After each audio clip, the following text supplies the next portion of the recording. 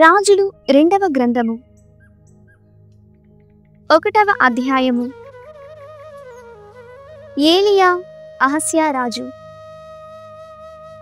ఆహాబు మరణానంతరము మోవాబు మండలము ఇశ్రాయేలుపై తిరుగబడెను. అహస్యా రాజు సమరియాలోని తన మేడపై వసారా నుండి క్రిందపడి గాయపడెను. అతడు ఫిలిష్తియా దేశములోని ఎక్రోను నగరమందలి బాల్జెబూబు దేవతను సంప్రదించి తనకు ఆరోగ్యము చేకూరునో లేదో తెలుసుకుని రండని దూతలనంపెను. కాని ప్రభువు దూత తిష్బీయుడు ఏలియా ప్రవక్త వద్దకు వచ్చి, నీవు పోయి అహస్యా దూతలను కలుసుకొని మీరు ఎక్రోను దేవత బాల్జెబూబును సంప్రదింపపోనేలా ఇశ్రాయేలు దేశమున దేవుడు లేడనియా? ప్రభువు నీ రాజునకిట్లు సెలవిచ్చుచున్నాడు, నీవు పడక నుండి క్రిందికి దిగజాలవు, నీవు తప్పక చత్తువని చెప్పుమని పలికెను. ఏలియా దేవదూత చెప్పినట్లే చేసెను. దూతలు అహస్యా వద్దకు తిరిగి రాగా అతడు, మీరేలా మరలి వచ్చితిరి అని అడిగెను. వారు అహస్యాతో, మేము త్రోవలో ఒకరిని కలుసుకొంటిమి.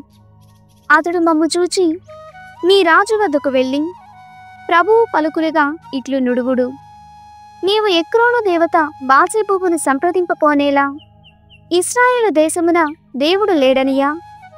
నీవు పడుకు నుండి క్రిందికి దిగజాలవు, నీవు తప్పక చత్తువని పలికెనని చెప్పిరి. మీకు కనిపించిన వాని వాలకమెట్టిది అని రాజు దూతలను ప్రశ్నించెను.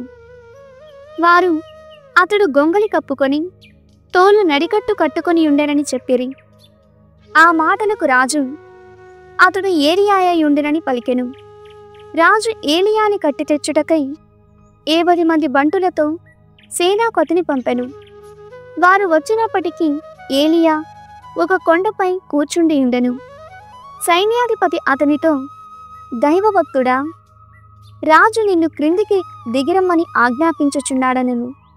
ఏలియా అతనితో, నేను దైవభక్తుడనేని ఇంటి నుండి నిప్పు దిగివచ్చి నిన్ను నీ 70 మంది బంటులను కాల్చివేయునుగాక అని పలికెను. వెంటనే నిప్పు దిగివచ్చి సైన్యాధిపతిని అతని బంటులను కాల్చివేశెను. అంతట రాజు 70 మంది బంటులతో మరొక సైన్యాధిపతిని పంపెను. అతడు ఏలియా వద్దకు వెళ్ళి, దైవభక్తుడా, రాజు నిన్ను వెంటనే క్రిందికి దిగి రమ్మనుచున్నాడనెను. కాని ఏలియా, నేను దైవభక్తుడనేని ఇంటి నుండి నిప్పు దిగివచ్చి నిన్ను నీ 70 మంది బంటులను కాల్చివేయునుగాక అని పలికెను. వెంటనే నిప్పు దిగివచ్చి సైన్యాధిపతిని అతని బంటులను కాల్చివేశెను. రాజు మరలా 70 మంది బంటులతో వేరొక సైన్యాధిపతిని పంపెను. అతడు కొండ పైకెక్కిపోయి ఏలియా ముందు మోకాళ్లపై పడి, దైవభక్తుడా, మమ్ము కరుణించి మా ప్రాణములు కాపాడము. ముందు వచ్చిన ఇద్దరు సైన్యాధిపతులను వారి బంటులను ఆకాశము నుండి వచ్చిన నిప్పు కాల్చివేశెను. కావున నీవు మా ప్రాణములను కాపాడవలనని వేడుకొనెను. అప్పుడు ప్రభువుదూత ఏలియాతో, నీవు భయపడకితనితో వెళ్ళుమని చెప్పెను. ఏలియా సైన్యాధిపతితో రాజు వద్దకు వెళ్ళెను. అతడు రాజుతో, ప్రభువు సందేశమిది, ఇశ్రాయేలు దేశమున దేవుడు లేడో అన్నట్లు నీవు ఎక్రోను దేవత బాల్జెబూబును సంప్రదించుటకు దూతల నంపితివి.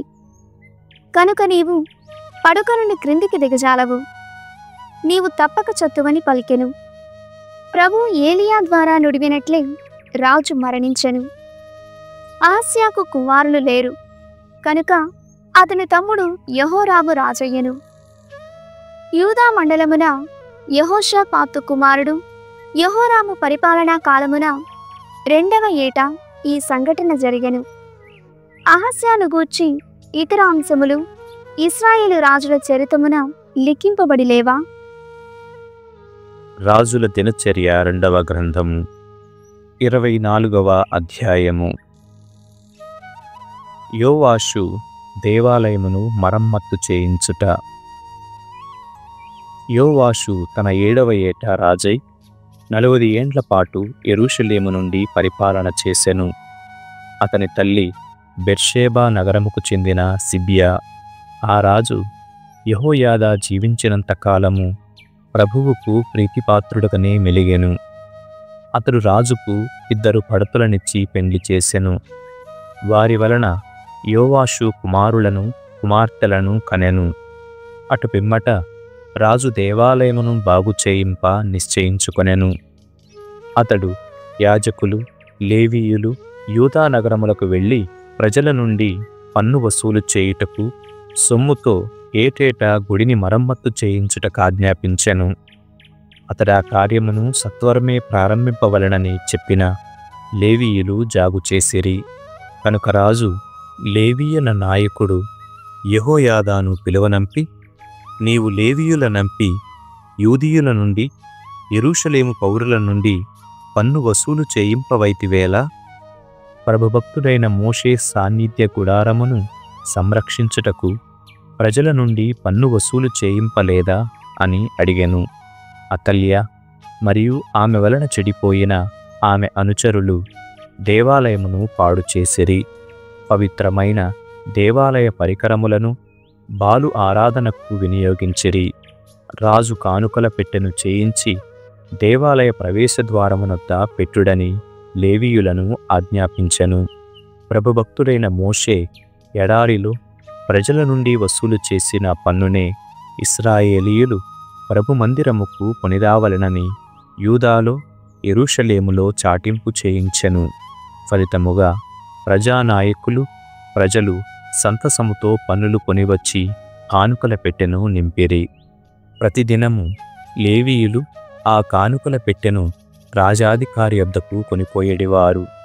పెట్టె నిండినప్పుడెల్లా రాజోద్యోగి ప్రధాన యాజకుని ప్రతినిధి కలిసి సొమ్ము బయటికి తీసి దానిని మరలా యథాస్థానముకు పంపెడివారు. ఆ రీతిగా వారు పెద్ద మొత్తము ప్రోగు చేసిరి. రాజు యెహోయాదా ఆ పైకమును మరమ్మత్తులు చేయువారికి ఇచ్చడివాడు. వారు వడ్రంగులను, కమ్మరులను, రాతి పనివారిని వినియోగించి దేవళమును బాగు చేయించడివారు. ఆ పనివారెల్లరూ కష్టపడి కృషి చేసి దేవాలయమును పూర్వస్థితికి కొనివచ్చిరి. అది భద్రమైన కట్టడముగా రూపొందెను. మరమ్మత్తు ఖర్చులకు పోగా మిగిలిన సొమ్మును యెహోయాదాకు రాజుకు ముట్టజెప్పిరి. వారా సొమ్ముతో ఆరాధన సమయమునందు బలులు అర్పించినప్పుడు వాడు పాత్రలను, సాంబ్రాణి కలశములను, వెండి బంగారపు పరికరములను చేయించిరి. యెహోయాదా బ్రతికియున్నంతకాలము క్రమము చొప్పున దేవళమున బలులర్పించిరి. అతడు పండు వంటి నిండు జీవితము గడిపి 130వ ఏట పరమపదించెను. ఆ యాజకుడు దేవునికి, దేవాలయమునకు, ప్రజలకు చేసిన సేవలకు గుర్తింపుగా అతనిని దావీదు నగరమున రాజసమాధులలో పాతిపెట్టిరి. యోవాషు పతనము, శిక్ష. యెహోయాదా మరణానంతరము యూదా నాయకులు యోవాషుకు కొలువు చేయవచ్చిరి. అతడు వారి సలహాలను పాటింప మొదలెడెను. యూదీయులు తమ పితరుల దేవుడైన ప్రభువు దేవళమును విడనాడి విగ్రహములను, అషేరా స్తంభములను పూజించిరి. ఈ పాపంకు గాను ప్రభువు యూదా మీద, యెరూషలేము మీద కినుక పూనెను. అతడు ప్రవక్తలను పంపి ఈ ప్రజలను తన చెంతకు రాబట్టుకోజూచెను. గాని వారు వారి హెచ్చరికలను పెడచెవిన పెట్టిరి. అప్పుడు ప్రభుని ఆత్మ యాజకుడు యెహోయాదా కుమారుడు జకర్యాను ఆవహించెను. అతడు ప్రజల ఎదుట ఎత్తైన తావున నిలుచుండి, ప్రభువు వాక్కిది, మీరు దేవుని విడనాడి వినాశనము తెచ్చుకోనేలా మీరు ప్రభువును పరిత్యజించితిరి, కనుక అతడు మిమ్ము పరిత్యజించనని నుడివెను. ప్రజలు జకర్యాపై కుట్ర పన్నిరి.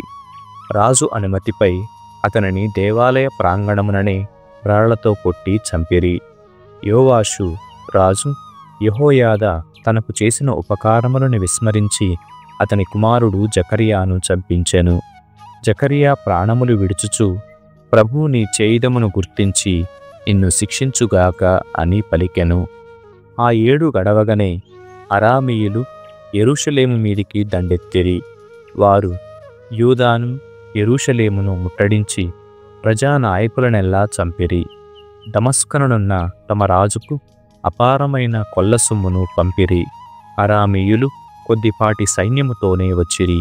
అయినను ప్రభు చాలా పెద్దదియగు యూదయ సైన్యమును వారికి లొంగిపోవునట్లు చేసెను. వారు తమ పితరుల దేవుడైన ప్రభువును విడనాడిరి కదా. ఆ రీతిగా యోవాషు శిక్షను అనుభవించెను. అరామీయులు యోవాషును తీవ్రముగా గాయపరచి వెళ్ళిపోయిరి. ఇక 2 రాజోద్యోగులు యోవాషుపై కుట్రపన్ని అతనిని పడక మీదనే హత్య చేసిరి. యోవాషును దావీదు నగరముననే పాతిపెట్టిరి గాని రాజసమాధులలో మాత్రము కాదు. కుట్ర పన్నిన వారు అమ్మోనీయురాలగు షిమాతు కుమారుడు సాబాదు మరియు మోవాబీయురాలగు షిమ్రీతు కుమారుడు యెహోషాబాదు. యూదారాజుల చరిత్రకు వివరణ చెప్పు గ్రంథమున యోవాషు కుమారుల కథలు, యోవాషు వినాశనమును గూర్చిన ప్రవచనములు, అతడు దేవాలయమును పునర్నిర్మాణము చేసిన ఉదంతము లిఖింపబడియేయున్నవి. అటు తరువాత అతని కుమారుడు అమస్య రాజయ్యను. 69వ కీర్తన. శోకగీతము. దేవా, నన్ను రక్షింపుము. నీళ్లు నా గొంతు వరకు వచ్చినవి. నేను ఊబిగుంటలో దిగబడిపోవుచున్నాను. నా పాదములకు గట్టి నేల తగులుటలేదు. నేను లోతైన నీళ్లలోనికి దిగితిని. కెరటములు నన్ను ముంచివేయుచున్నవి. అరచి అరచి నేను అలసిపోతిని. నా గొంతు బొంగురుపోయినది. నీ సహాయము కొరకు చూచి చూచి కన్నులు వాచినవి. నిష్కారణముగా నన్ను ద్వేషించువారు నా తల మీద వెంట్రుకల కంటే ఎక్కువగానే ఉన్నారు. నా విరోధులు నా మీద కొండెములు చెప్పుచున్నారు. వారు బలవంతులు కనుక నన్ను చంపజూచుచున్నారు. నేను అపహరింపని వస్తువును తిరిగి ఇయ్యమనుచున్నారు. దేవా, నేను చేసిన పిచ్చి పని నీకు తెలియను. నా తప్పిదములు నీ వెరుగనివి కావు. సర్వశక్తిమంతుడువైన ప్రభు, నిన్ను నమ్ము వారికి నా వలన తలవంపులు రాకుండునుగాక. ఇశ్రాయేలు దేవా, నిన్ను వెదకు వారికి నా వలన అవమానము కలుగకుండునుగాక. నీ కారణముననే నాకు అవమానము ప్రాప్తించినది. నీ వలననే నేను నిందను తెచ్చుకొంటిని. నా సోదరులకు నేను పరాయివాడనైతిని. నా తోబుట్టువులకు నేను అన్యుడనైతిని. నీ దేవాలయము పట్ల నాకు గల భక్తి నన్ను దహించి వేయుచున్నది. నిన్ను నిందించు వారి నిందలు నా మీద పడినవి.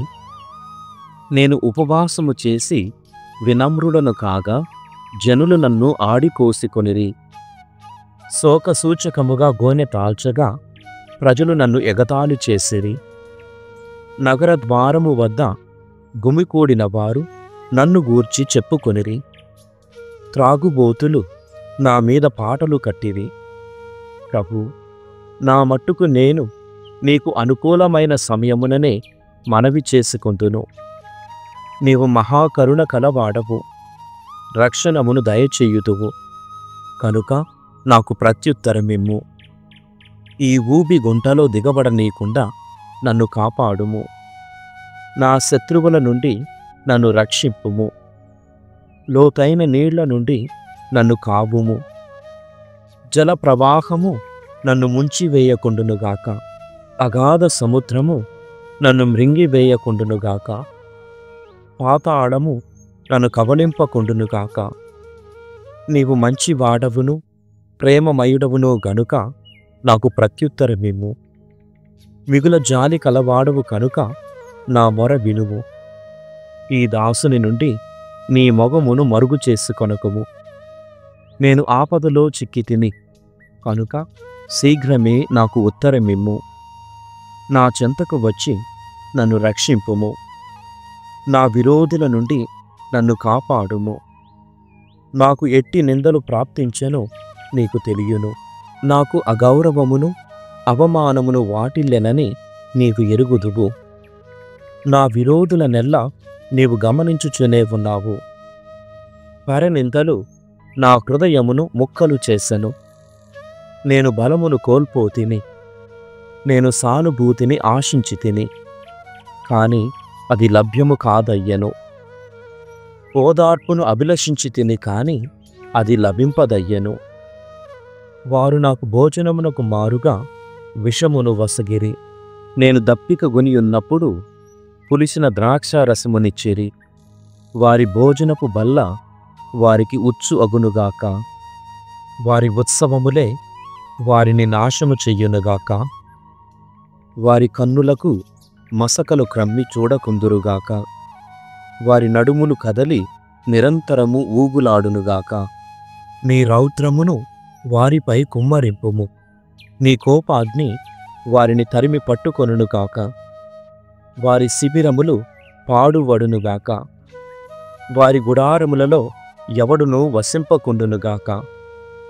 నీవు శిక్షించిన వానిని వారు హింసించిరి. నీవు గాయపరిచిన వాని బాధలను గూర్చి వారు ముచ్చట్లాడిరి. నీవు వారి పాపములన్నిటినీ గణించి ఉంచుము. వారు నీ రక్షణమున పాలు పొందకుండునట్లు చెయ్యుము. సజీవుల గ్రంథము నుండి వారి పేరును కొట్టివేయుదురుగాక.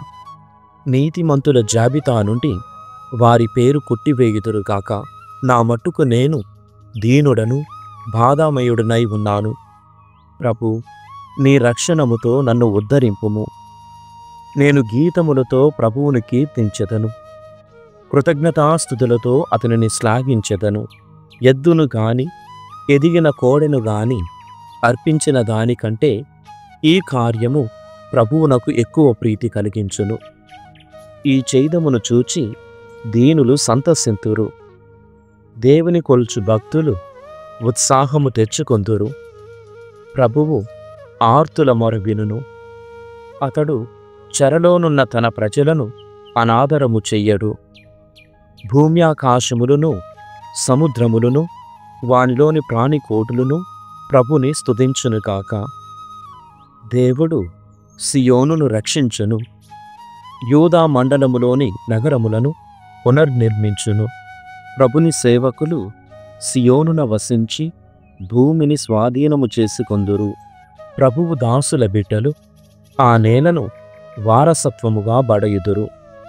అతనిని ప్రేమించువారు ఆ తావున వసింతురు.